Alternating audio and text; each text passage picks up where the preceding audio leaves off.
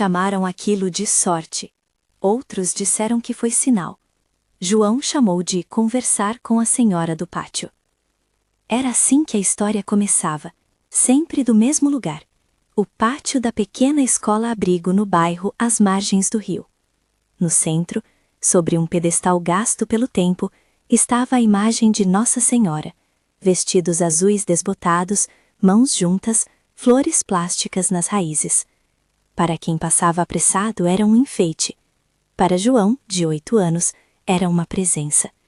Ele ficava ali, às vezes por minutos, às vezes por horas, com os cotovelos apoiados na borda do canteiro e os olhos fixos na estátua como quem conversa com alguém que escuta sem interromper. João era órfão. Vivia desde os 3 anos naquele abrigo que a comunidade chamava, com carinho e algum cansaço, de casa. A casa era uma antiga escola municipal reaproveitada, corredores largos, janelas que rangiam, piso de tacos que tronava sobre os passos e um pátio central onde as crianças podiam correr. As rotinas eram um mosaico de voluntários, funcionárias de carreira e doações. Havia mesas, panelas, livros, uma cozinha que cheirava a feijão e louça recém-lavada e também as pequenas emergências do dia a dia, uma prateleira que soltava o parafuso, um cano que pingava, um armário que emperrava. Ninguém tinha previsto que as coisas mudariam por conta de avisos vindos de uma criança que mal falava durante as refeições e gostava de desenhar figuras com árvores azuis. João não era o tipo de menino que atraía holofotes. Era discreto, observador e protegera por hábito um sorriso tímido. Mas nas semanas que se seguiram, pessoas começaram a notar que ele dizia coisas estranhas e pontuais. Não coloquem as crianças nessa sala hoje, o forno vai fedendo antes de acender, o remédio do armário de cima não é para febre, é para dor de barriga. Eram frases curtas, ditas com voz neutra, como se trouxesse notícias que não lhe pertencessem. A primeira vez a cozinheira, Dona Rosa, escutou e sorriu de canto. Criança tem imaginação, disse ela para quem estivesse por perto.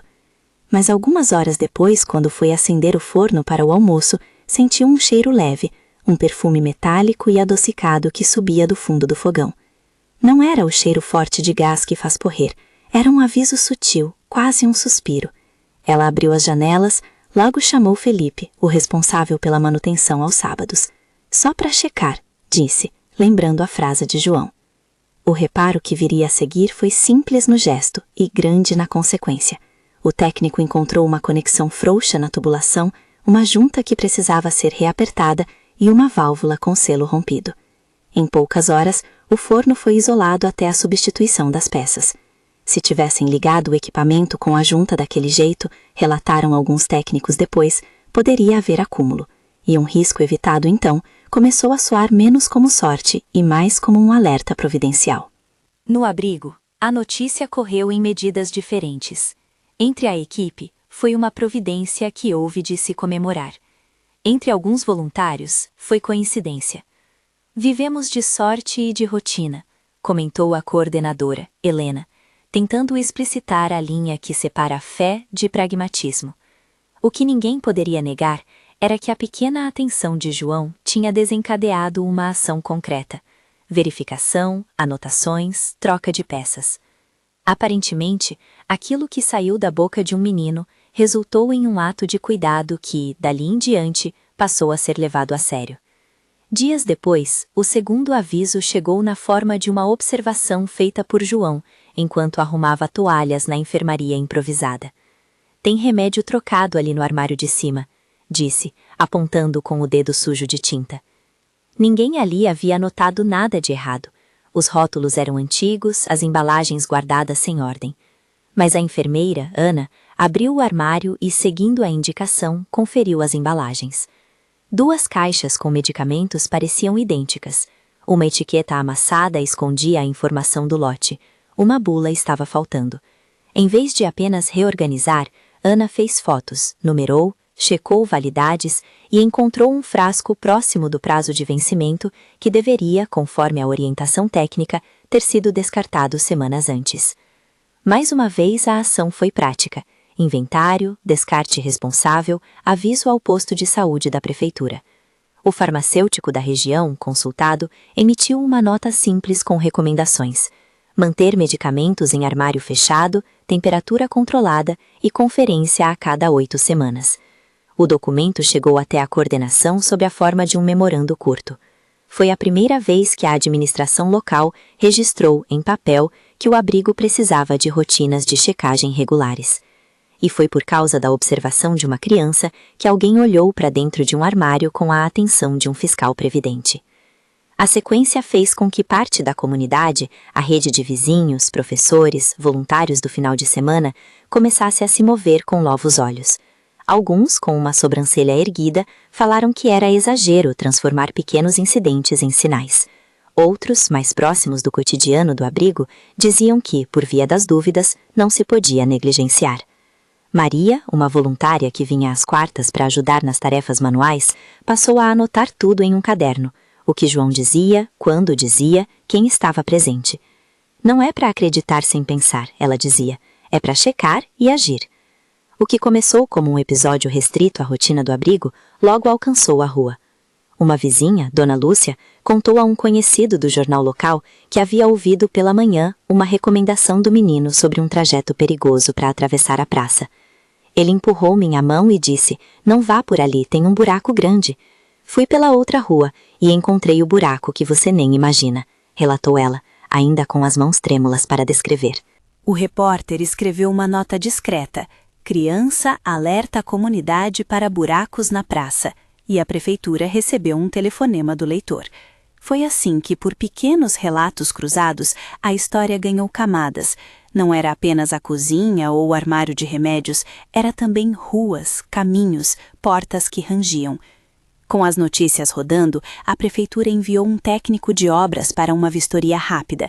O laudo foi sucinto: rachaduras em uma laje antiga do pátio lateral, raízes que levantavam o piso em frente à sala multiuso, pregos corroídos nas bancadas.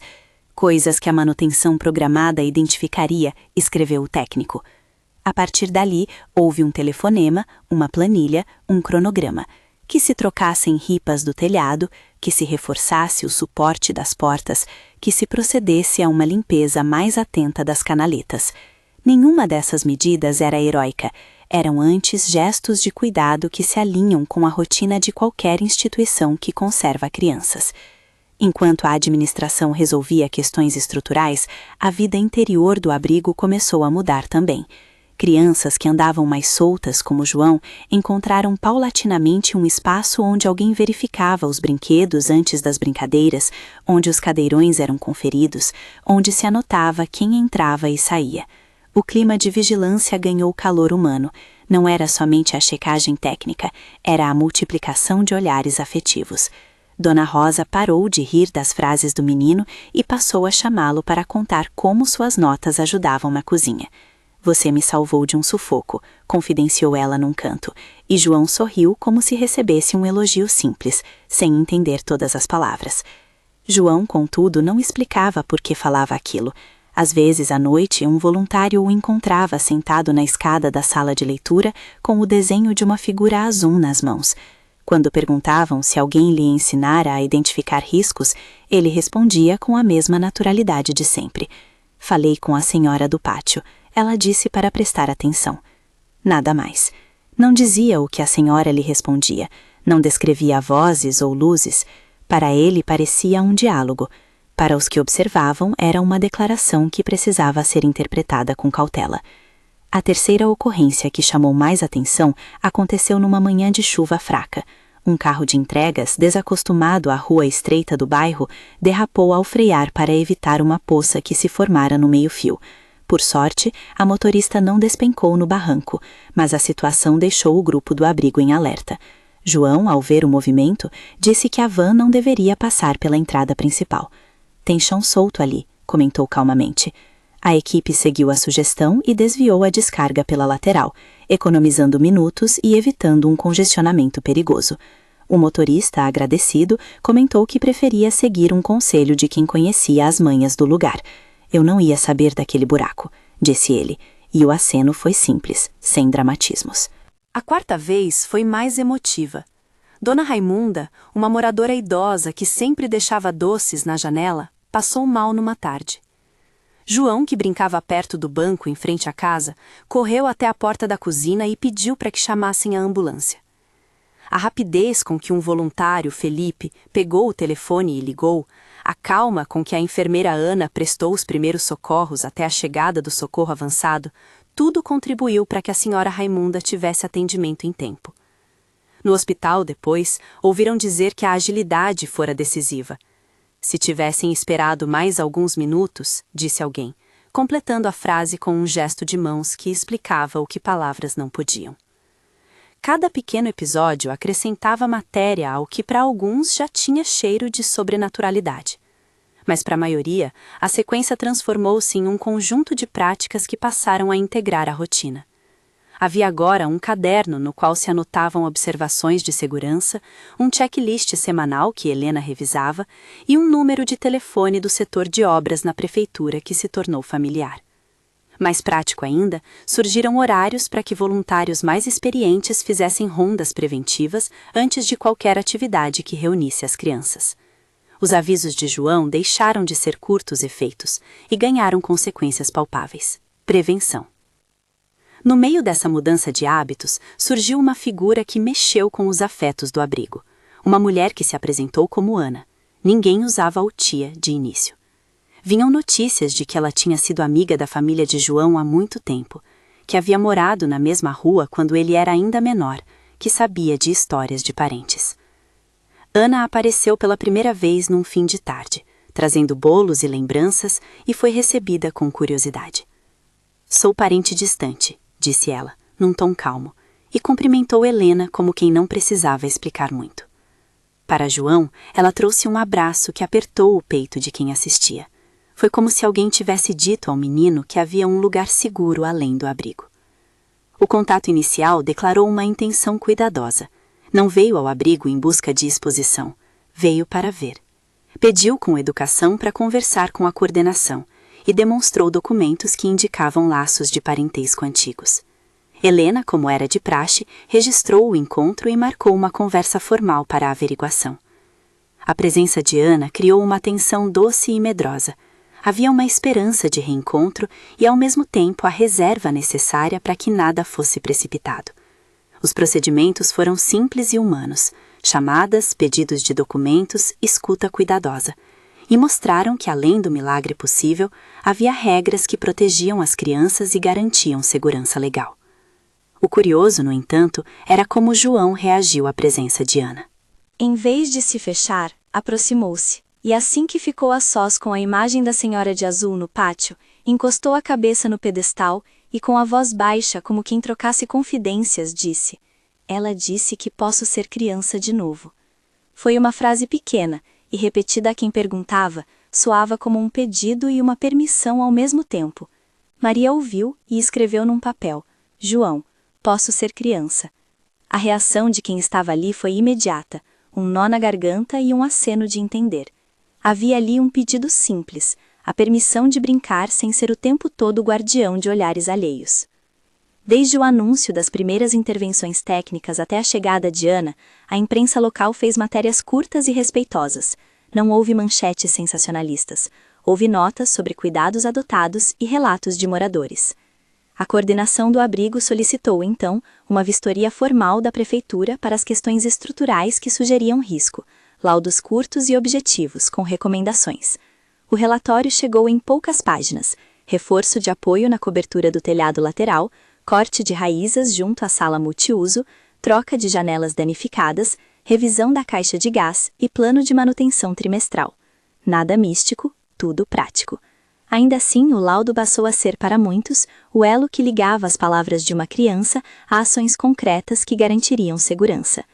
Dentro da rotina administrativa, alguém criou uma agenda de pequenos consertos e um fundo de emergência para reparos rápidos. Era assim que a devoção do ato, ouvir uma criança, se transformava em política simples de preservação. Cabeças que antes viam João como mais um menino, começaram a considerar que não se podia mais negligenciar pequenas intuições. A comunidade, aos poucos, foi se organizando, grupos de domingos para pintura, mutirões para trocar madeiras, horários para que um adulto qualificado ficasse responsável por checagens antes dos eventos. A sensação de responsabilidade espalhou-se como um bálsamo. Não havia milagres oficiais, mas havia uma cultura de cuidado que para todos soou como algo próximo ao divino. Enquanto as vistorias e as conversas se multiplicavam, João continuava a ir ao pátio. Havia dias em que ali ficava apenas 1 minuto antes de correr para brincar com um carrinho feito de madeira, e outros em que permanecia tanto tempo que quem passava comentava que parecia conversar com a própria imagem. Em viagens curtas a mercados da cidade, voluntários compravam novas flores e deixavam bilhetes amassados junto ao pedestal. Bilhetes com desenhos, palavras de agradecimento, pedidos de proteção. Tudo isso passou a formar um pequeno arquivo de memórias depositadas ao pé da imagem. Ninguém, naquele ponto, dizia que aquilo era uma prova. As falas que mais se ouviam eram de respeito e cautela. Relataram, contaram, alguns disseram. Para uns, era coincidência. Para outros, era um encontro de fé que gerava ações. A narrativa que se desenrolava, portanto, não tratava de opostos absolutos, mas de uma convivência entre o palpável e o sentido que as pessoas atribuíam aos fatos.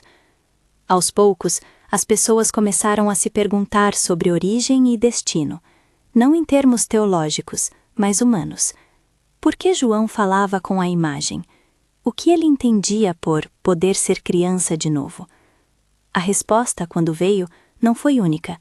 Para alguns, era simples desejo de infância. Para outros, uma expressão da necessidade de proteção que toda criança tem. Helena, em uma reunião com voluntários, resumiu: ele nos deu avisos, nós atendemos. Agora precisamos transformar isso em rotina, para que a proteção venha sempre. Houve também pequenos episódios que sugeriam que a comunidade estava aos poucos entrando num novo ritmo. Um pai que trabalhava na prefeitura entrou em contato para oferecer material para a troca do telhado. Uma escola vizinha disponibilizou um grupo de professores para fazer oficinas lúdicas com as crianças. Um padeiro deixou mensalmente pães para as manhãs. Tais gestos não curavam tudo, mas davam suporte. Era como se a cidade reconhecesse, num gesto coletivo, que cuidar era ação e não somente sentimento. Nesse cenário emergente, as conversas sobre fé ganharam espaço com delicadeza. Alguns voluntários, em uma roda no refeitório, comentavam a figura de Nossa Senhora. "Chamei de Senhora de Azul", disse Maria, "porque o vestido dela nos lembra um cobertor." A palavra usada foi devotamento, sem cair em dogma. E João, quando perguntado sobre o que pedia à senhora do pátio, repetia com simplicidade: que eu possa brincar sem precisar resolver tudo. Era tão direto que as pessoas que ouvissem sentiam um impacto imediato, a noção de permitir a infância. Com o tempo, foi-se assimilando uma prática. As falas de João passaram a ser registradas, não como proclamações, mas como pontos de atenção. Um caderno vermelho passou a circular entre as mãos de quem trabalhava no abrigo. Ali se anotavam datas, palavras, pequenas ações tomadas em consequência. 1304. João. Não entre na sala de azul. Ação. Trocada à sala das crianças. Verificação estrutural programada. Leiam-se as entradas frias do diário. Não era liturgia, era procedimento. E então veio uma tarde em que o céu ficou mais escuro do que o normal, como se a chuva tivesse pensado 2 vezes antes de cair. Ventos leves, folhas rodopiando. No abrigo havia programação, aula de artes na sala multiuso, lanche, leitura. João foi visto pela manhã, mais retraído. Quando perguntado sobre algo, murmurou: "Hoje não fica muita gente ali." A frase não foi categórica. Ainda assim, Helena, tomada pela memória dos avisos anteriores, chamou a atenção da equipe e decidiu, por precaução, deslocar a atividade da sala multiuso para a quadra coberta. Alguns ficaram incomodados com a mudança.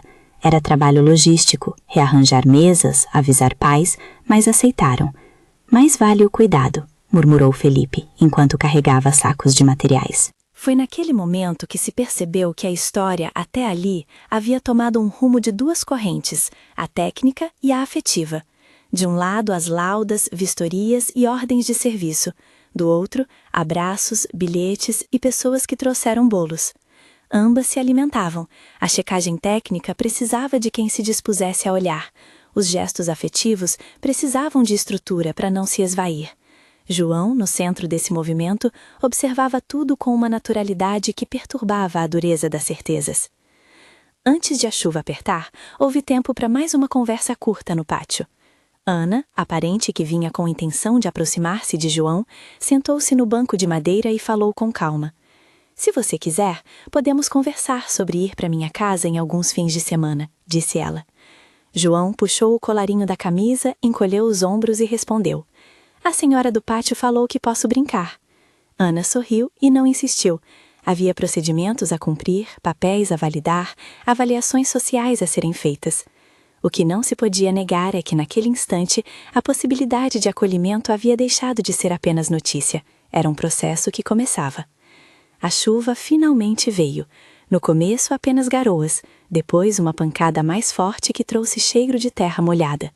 O vento ganhou força. No radiozinho da coordenação, alguém falou em alerta de ventos fortes para a região. As crianças foram recolhidas para a quadra coberta, mesas foram recolocadas, portas foram trancadas. Um pequeno grupo de voluntários ficou para organizar tudo. Havia cansaço nas mãos que amarravam cordas e no suor que escorria pela testa. Mas também havia uma determinação tranquila, nada de inércia. João, como sempre, procurou logo o pátio. Em meio ao barulho da chuva, encostou-se ao pedestal e, de olhos fechados, murmurou com voz pequenina. "Obrigada por cuidar de mim. Deixe eu ser criança." Quem passava ouviu e calou por respeito. Foi uma confirmação do que até então vinha sendo sussurrado. Para aquele menino, a conversa com a senhora do pátio não era espetáculo, era necessidade. Era um jeito de pedir e receber permissão para a leveza de existir. Antes que a chuva se tornasse tempestade, a coordenação recebeu uma ligação do setor de obras. Havia a possibilidade de enviar um equipamento simples para reforçar uma estrutura solta no telhado lateral, mas o envio demoraria algumas horas. A autorização foi dada, o pedido registrado. Havia no ar uma espera tensa, porque a natureza às vezes antecipa o pior numa fração de hora. E havia, igualmente, uma confiança prática. A equipe da prefeitura, em contato, lamentou não poder chegar imediatamente, mas garantiu que fariam o possível. Naquele ponto, a história que vinha sendo contada ganhou contornos mais agudos. A combinação de avisos de uma criança, ações de manutenção, vistorias e um possível acolhimento familiar criava uma tapeçaria onde o humano e o sentido se encontravam. As testemunhas começaram a se perguntar o que diriam aos jornais, o que colocariam nos bilhetes ao pé da imagem, o que diriam às crianças para manter a calma. Alguns procuravam explicações, outros consolo. Em conversas rápidas, ouviu-se: relataram que foi uma sequência de coincidências que virou cuidado. Em outras vozes, para nós foi um sinal claro de que alguém nos protege. E foi aí, nesse ponto de transição entre a antecipação e a ação, que as horas passaram a exigir escolhas. Reforçar o telhado naquela tarde? Esperar o equipamento? Deslocar permanentemente as turmas da sala multiuso? Aceitar que a família política de Ana se aproximasse sem pressa? Havia decisões a tomar que envolveriam sempre o melhor interesse das crianças. João voltou a encostar a testa no pedestal e, desta vez, de olhos abertos, falou em voz que parecia destinada tanto ao concreto quanto ao mistério. "Se for para eu ficar triste, me deixa correr primeiro." O que veio depois foi uma comoção breve e contida. Mãos se uniram, alguns sussurraram palavras de acolhimento e um sentimento comum percorreu os presentes. Aquela frase simples condensa o que a comunidade, com esforço, estava buscando resgatar: a infância permitida. Se você está acompanhando esta história e ela toca o seu coração, conte nos comentários de onde nos assiste. As horas seguintes foram de ajustes. As notas de serviço foram encaminhadas à prefeitura, o técnico confirmou que viria no dia seguinte com o equipamento necessário. A equipe reuniu-se para organizar as turmas de outra forma, enquanto os reparos não fossem feitos. Ana deixou o número e prometeu voltar com documentos. João desenhou no quadro uma senhora de vestido azul com um sol por trás, e o desenho foi pendurado na parede da sala de atividades como se fosse um talismã simples. Quando a noite caiu, ainda havia agitação. Telefonemas, listas, sorrisos cansados. A sensação era de tarefa cumprida e ao mesmo tempo de vigilância contínua. Em meio a tudo isso, havia um fio que ligava os acontecimentos. Uma criança que disse algo e uma cidade que atendeu. Não foi uma narrativa de milagre consumado. Foi uma história de atos que, somados, criaram segurança. Antes de encerrar o dia, algumas pessoas foram novamente ao pátio. Havia ali, sobre a luz das lâmpadas externas que lançavam sombras compridas, uma fila curta de flores e bilhetes, uma pequena oferta comunitária de memória. João, sozinho em um dos bancos, fez algo que passou a ser repetido nos relatos. Tocou a base do pedestal, colocou os dedos no relevo, inclinou-se e falou em voz baixa. Ouviram-no dizer: "Seja feita a sua vontade, e que eu possa brincar." Uma voluntária, que estava de passagem, recolheu a frase e a contou mais tarde. Ele pediu para poder ser criança. Disse: "Seja feita a sua vontade", como quem pede para poder ter permissão. Foi uma oração dita por uma criança, não como liturgia ensinada, mas como necessidade de pedir e confiar. Para aqueles que ficaram, a frase soou como uma súplica e como um agradecimento antecipado. A noite avançou. Havia restos de trabalho, listas com tarefas para o dia seguinte e no caderno vermelho mais uma anotação. 18 de maio, João. Posso correr e ser criança? Ações. Verificar possibilidades de acolhimento familiar. Continuidade de vistorias. Um registro simples, que ninguém escreveu como sentença final, mas que marcava o cuidado em curso. É importante lembrar que o que foi narrado aqui reúne testemunhos e relatos das pessoas envolvidas. Não se trata de um parecer oficial, nem de um pronunciamento institucional. Testemunham as vozes que vivenciaram os fatos e descrevem o que aconteceu de acordo com suas perspectivas. Antes de dormir, num gesto que muitos fizeram como conclusão do dia, algumas mãos se juntaram em volta do pátio e, numa palavra que misturava fé e gratidão, fizeram uma oração curta e sincera, dizendo com vozes distintas: "Senhora de Azul, guardai quem precisa. Obrigada por proteger estes pequenos." Não foi um manifesto, nem uma proclamação. Foi uma forma humana de dizer obrigado. A madrugada chegava com um vento que uivava mais do que horas antes. As decisões tinham sido tomadas por hora, mas havia uma expectativa no ar. As ações programadas para o dia seguinte, a chegada do equipamento, a visita de Ana com documentos. Algo pairava ainda incerto, e por isso todas as atenções permaneceram acesas.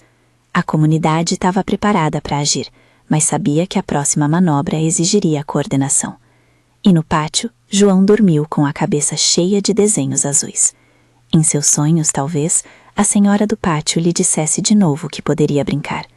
Em todos os que ficaram acordados, um pensamento se repetia com inquietude e esperança. Uma sequência de avisos tinha modificado a prática cotidiana. O que viria a seguir, o dia marcado pela tempestade, as ações das autoridades e as conversas sobre acolhimento, ainda estava sendo construído. Se a economia de cuidado ia se manter, se a família se aproximaria de fato, ou se as medidas tomadas seriam suficientes, só o tempo diria. Enquanto isso, o abrigo respirava, acompanhado por uma cidade que havia acordado para olhar. Se este testemunho trouxe consolo, compartilhe com alguém que precisa ouvir uma palavra de esperança hoje. A manhã seguinte abriu-se com céu de chumbo e um silêncio pesado que parecia segurar a respiração do bairro. Quem passava pela frente do abrigo percebeu primeiro o cheiro de terra mexida, depois o som surdo de um tronco rompendo, um estrondo que fez os ossos de quem estava perto se contrair. A figueira que crescia de lado ao pátio, aquela mesma cujas raízes já levantavam o piso, cedeu com um gemido longo e veio ao chão como um barco que naufraga sem aviso. A cena foi rápida e, ao mesmo tempo, pareceu dilatar. As crianças que naquela manhã haviam sido reunidas na quadra coberta por precaução espiaram pelas portas. As mesas empilhadas tremiam sobre a chuva fina. Voluntários correram para fora, encharcados, Helena, com o caderno vermelho no braço, parecia ler naquele instante toda a sequência das últimas semanas. Felipe, que tivera as mãos na manutenção desde os primeiros relatos de João, aproximou-se do tronco ainda pulsando de seiva, e sem palavras soltas de espetáculo, apontou para a base. O buraco no solo, o lenho podre onde a raiz fora corroída por umidade antiga e por um fungo que ninguém imaginara. O impacto prático foi claro e imediato. A sala multiuso, onde em dias normais as crianças fariam artes e exercício, recebeu a queda da árvore em sua borda. O teto cedeu em parte, janelas estilhaçaram-se, móveis foram esmagados. Havia pôsteres de alfabetização, pilhas de livros, brinquedos pequenos esquecidos em um canto. A destruição era suficiente para chocar. E, no entanto, ali não havia ninguém. A quadra coberta para a qual a equipe decidira deslocar a atividade minutos antes estava cheia de vozes e risos contidos, e isso bastou para que o alívio tomasse formas concretas. Abraços, lágrimas precipitadas, mãos sobre rostos. Se aquele aviso não tivesse sido ouvido, murmurou uma vizinha, completando a frase com um gesto que tentou medir o que as palavras não alcançavam. Técnicos que chegaram pouco depois, chamados pela coordenação assim que o tronco bateu, fizeram uma avaliação sucinta e objetiva. Relataram que a figueira apresentava uma cavidade extensa na base, que o lenho estava comprometido por umidade crônica, e com ventos fortes, a probabilidade de queda era alta. Em linguagem técnica, disseram que o cenário era de risco, e que se a sala tivesse estado ocupada, as consequências poderiam ter sido graves. Palavras como poderia e provável predominaram, e mesmo nelas havia um peso que os presentes sentiram como confirmação e como motivo para chorar e agradecer ao mesmo tempo. A imprensa local veio à tarde, notas curtas, fotografias respeitosas, menções ao desvio providencial que havia mantido as crianças longe do risco. Alguns leitores comentaram nas redes, debatendo se aquilo era coincidência ou algo mais. Lá dentro do abrigo, entre anotações técnicas e limpeza, a conversa já tinha outra direção. Helena convocou uma reunião rápida com a equipe e concordou, sem hesitar, em transformar as decisões provisórias em medidas permanentes. Remoção de árvores com problemas de raiz, reforço estrutural nas salas que mostravam sinais de desgaste, criação de um plano de manutenção com prazos irresponsáveis. O caderno vermelho passou a ser mais do que registro de frases, virou ata de intenções práticas. Enquanto o trabalho de limpeza se desenrolava, Ana apareceu como prometera, com documentos revistos e olhos que traziam a esperança medida por quem sabe esperar. A presença dela ganhou outro contorno, não mais apenas a de uma visita com bolos, mas de uma mulher disposta a seguir os trâmites necessários. Houve conversas com assistentes sociais, ligações com o órgão responsável pela guarda, visitas agendadas ao lar de Ana para checagem de condições, entrevistas e verificação de referências. Tudo foi feito com cuidado e sem pressa. O que começou como um afeto antigo precisava ser medido por critérios que protegessem João. Nas semanas que se seguiram, a vida cotidiana organizou-se como se fosse um tecido que precisava ser remendado e reforçado. A prefeitura procedeu com os consertos recomendados no laudo, trocou a cobertura, reforçou trechos do telhado, cortou raízes perigosas, revisou o sistema de gás. Houveram notas fiscais, ordens de serviço, visitas de técnicos. A administração local também instituiu uma ligação direta para emergências construtivas do abrigo e se comprometeu a incluir o imóvel em um calendário de manutenção preventiva trimestral. Para os moradores, era um aceno administrativo. Para quem trabalhava lá dentro, era a diferença entre depender de sorte e organizar proteção. Do lado humano, a história avançou em gestos pequenos e decisivos. Ana iniciou visitas regulares, primeiro apenas sabatinas e encontros supervisionados, depois fins de semana compartilhados. João, que antes havia medido suas relações com retraimento e desenhos azuis, foi aprendendo a encontrar em Ana uma presença que não o cobrava além do que ele podia dar. Em um sábado de sol tímido, foi visto saindo pela porta do abrigo com uma mochila pequena e um sorriso que parecia à vontade com a novidade. O primeiro fim de semana na casa de alguém que dizia com naturalidade ser tia Ana. Os relatos dos voluntários descreviam uma alegria comedida, como a de quem experimenta algo permitido depois de muito tempo de contenção. No plano burocrático, o processo de guarda teve passos formais. Assistentes sociais realizaram estudo familiar, verificaram condições de moradia, conversaram com vizinhos e com a família extensa. A instituição zelosa acompanhou cada etapa. Houve relatórios que atestavam condições favoráveis e recomendações para acompanhamento psicossocial para João, por uma equipe que incluía pedagogo e psicólogo infantil. O pedido formal de guarda provisória foi apresentado, com a ressalva de que a decisão de longo prazo dependeria de avaliações que assegurassem o bem-estar do menino. Ninguém vendeu finais felizes. Todos trabalharam para que, se houvesse um novo lar, ele viesse calcado em segurança e amor. E enquanto o processo corria, a comunidade foi incorporando a experiência à sua própria rotina. Nas manhãs de sábado, grupos de vizinhos, alguns marcados por anos de descaso, apareceram com ferramentas para pintar paredes, trocar lâmpadas e plantar novas mudas em locais seguros. Professores da escola vizinha organizaram uma oficina de construção de brinquedos com materiais recicláveis, dando às crianças espaço para criar sem risco. A caixa de remédios ganhou um armário trancado e um rótulo legível. O forno recebeu inspeções programadas. A ficha de cada voluntário passou a incluir um checklist de segurança. Para João, essas transformações foram ao mesmo tempo externas e internas. Teve tardes em que se via correndo no pátio com um grupo, soltando risos que pareciam rachaduras na casca de um silêncio antigo. Teve outros dias em que se sentava no banco ao lado do pedestal e desenhava, como sempre, figuras azuis, que agora tinham também sol e grama. Uma vizinha contou depois que o menino a convidara para uma partida de botão. "Joga comigo", disse-lhe, e ela respondeu que não sabia. Ele ensinou, paciente, mostrou como segurar o dedo, como soltar com jeito. Foi um jogo pequeno, sem plateia, que tinha o sabor de uma infância que se reinstalava por atos baixos e repetidos.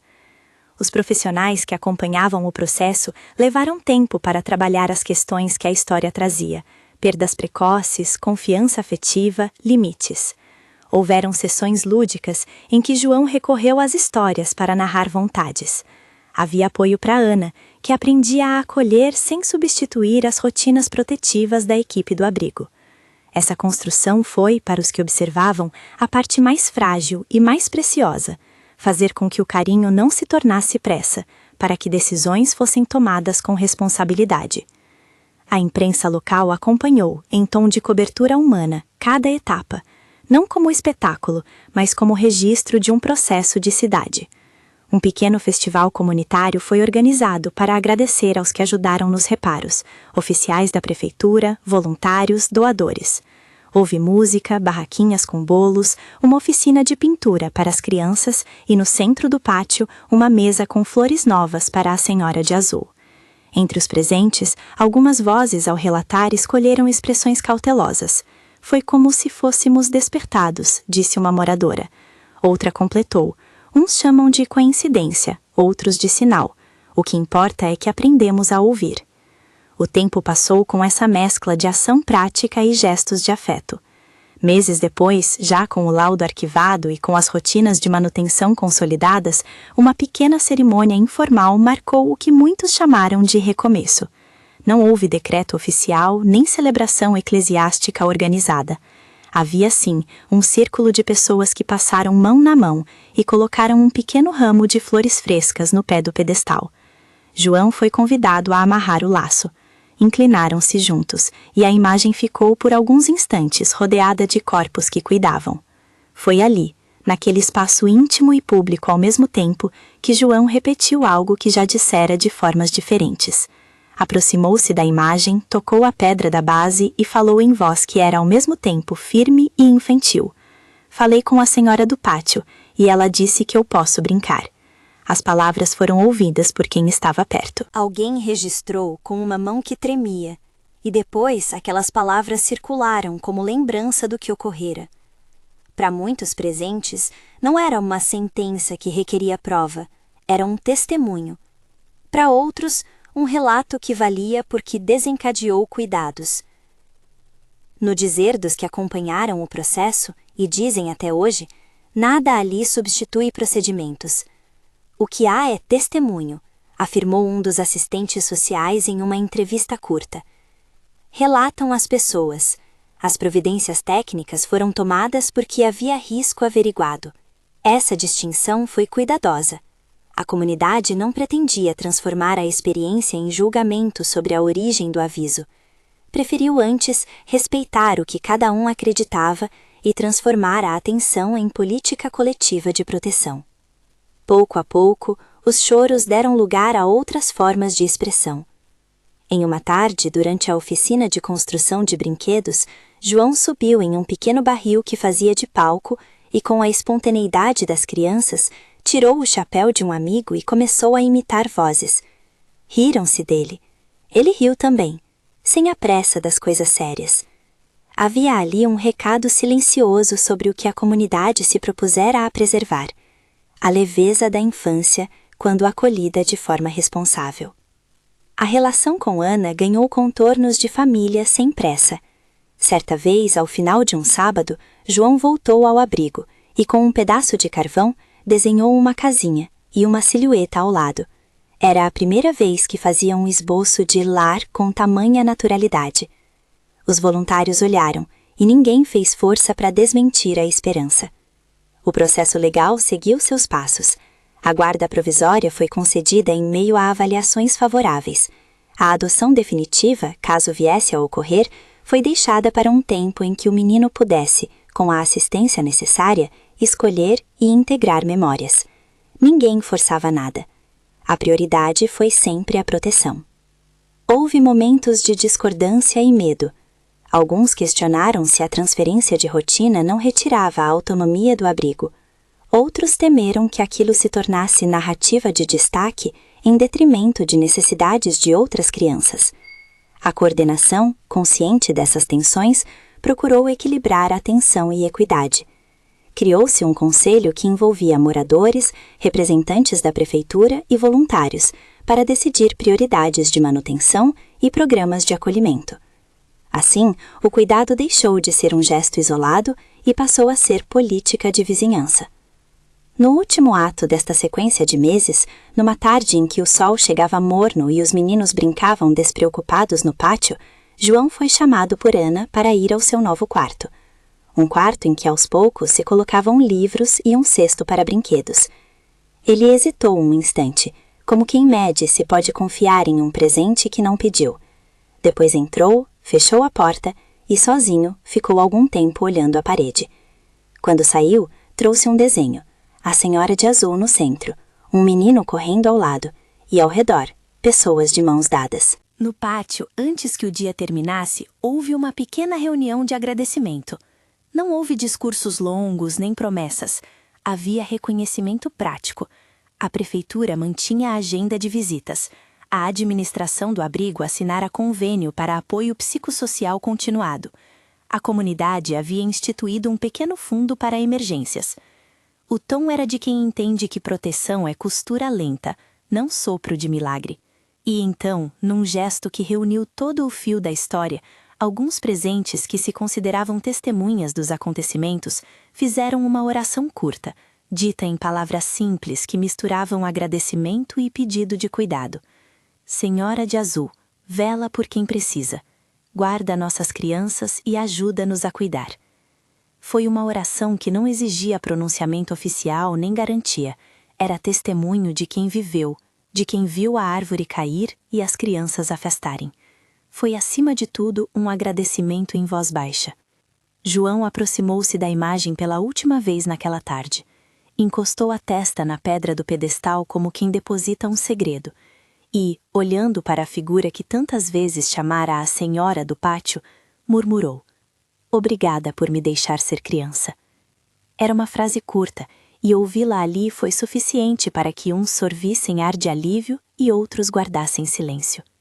O que ficou, depois das vistorias, dos laudos, do processo de guarda inicial e dos relatos, foi uma comunidade que aprendeu a ouvir. Aprendeu também que ouvir não basta, é preciso agir. Aprendeu que a dúvida e a fé podem conviver. Alguns acreditaram em sinal, outros em coincidência, e que nenhuma dessas leituras anula o trabalho prático que protege vidas. João, por sua vez, ganhou espaço para brincar, para errar, para aprender a ser menino sem a necessidade de carregar os olhos do mundo nas costas. O retrato final que as testemunhas descrevem não pretende transformar aquilo em prova. Prefere antes registrar o que viveram: a queda da figueira, a sala vazia, a rapidez dos socorros, a atenção da prefeitura, a chegada de uma parente que se dispôs a assumir cuidado e, sobretudo, a mudança de hábitos que passou a vigorar. Relataram em suas vozes que a sequência de avisos de uma criança resultou em medidas concretas de proteção. Alguns acreditaram ter visto um sinal, outros uma série de coincidências, que somadas levaram a ações que salvaram. O que se pode afirmar com segurança é que naquele lugar a infância de João encontrou espaço para ser retomada. Este relato reúne testemunhos das pessoas envolvidas, não constitui parecer oficial nem pronunciações institucionais. Quem esteve lá contou o que viu, o que sentiu e as medidas que foram tomadas a partir daquilo. E foi exatamente esse conjunto de atos, técnicos e humanos, que deixou, no fim das contas, uma cidade mais atenta. Ao cair da tarde, com o pátio limpo e as flores renovadas, alguns ainda ficaram na beira do pedestal. Olharam para a imagem da Senhora de Azul com respeito. João, com as mãos sujas de tinta de uma oficina, aproximou-se e, num sussurro que era apenas dele, disse em voz que quem estava perto ouviu: "Falei com a senhora do pátio e ela me disse que eu posso brincar. Obrigada." Havia naquela frase tanto um encerramento quanto um convite, para que a comunidade continuasse a cuidar. E assim a vida seguiu, com passos mais atentos e com a leveza possível de uma infância que foi devolvida, ao menos em parte, ao seu lugar próprio.